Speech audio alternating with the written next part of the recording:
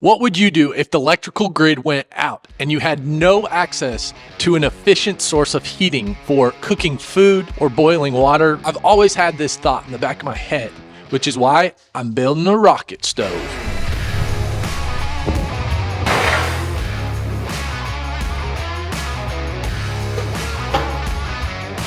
To keep this project simple so anybody can do it, I'm only using an angle grinder and a cheap Harbor Freight stick welder.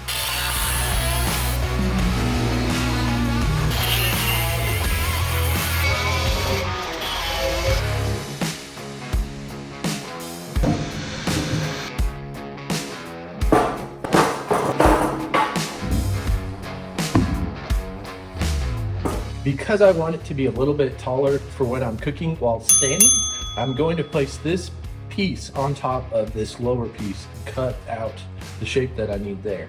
I'm then going to cut a 45 on the end of this piece so it will fit into these two pieces. Since it came from the scrap pile, this piece is all mucked up. So I'm going to cut this to where I get rid of this and this little imperfection in this tube.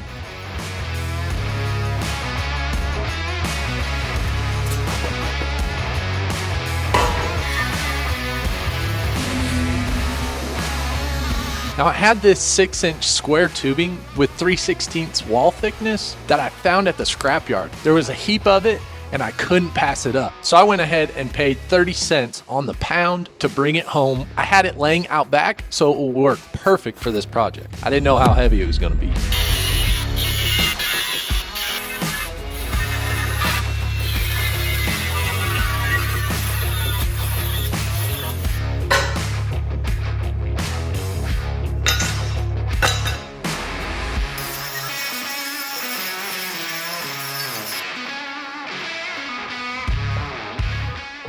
When I put the chute for the wood that comes off at the 45 here, I was just gonna cut from this point that way for the bottom of the smokestack, and then I was gonna put expanded metal just under this one. But after putting the chute at a 45 here, it looks like the wood, when I stick it in, is gonna get cut on this whole portion here. And so without wanting it, so I want the air to travel up the chute, kind of turn and go up the chute, but I still want to open it up to allow for the sticks to really shove in there. And so I'm cutting it about right here on the top side, just for fit up with that 45. And then I'm gonna bring this back to about here and put expanded metal from this side here all the way to this point here. I think that's gonna allow for the wood to burn back a little bit more and kind of shove in there a little bit better. I think. We'll see.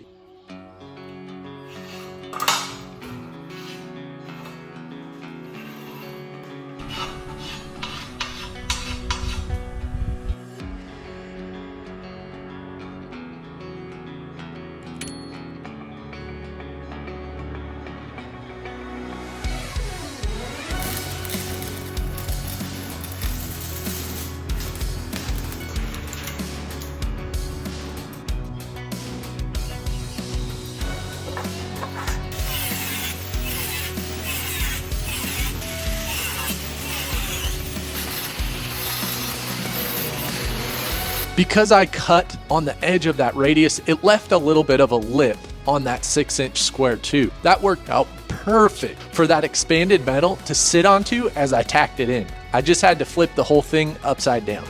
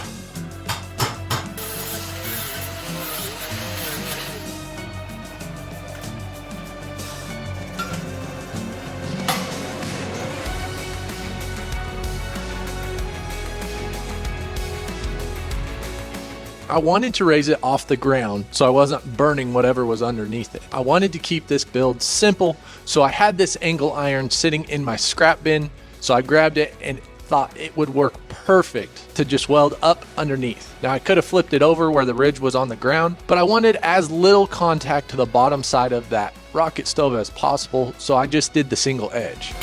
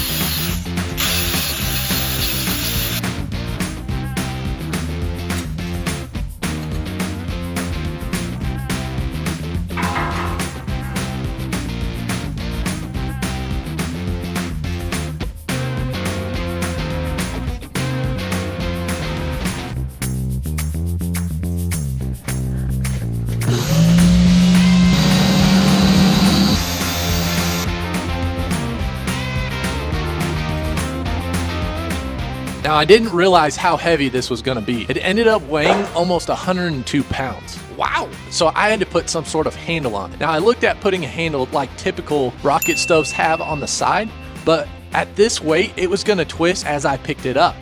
So I went ahead and found this 1.5-inch pipe that I put in between the 45 wood chute and the smokestack. This is gonna work perfect because I can find exactly where the center of gravity is, so it's not gonna twist at all.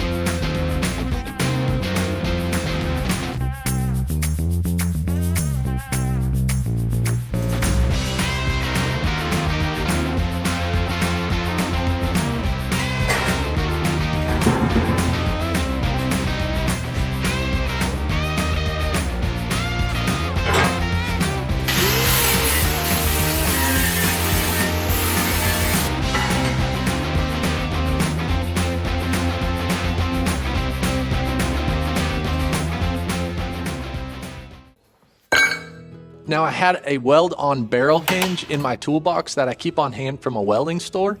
It's gonna work great for this application. This barrel hinge was the only item that was not scrap for this entire project.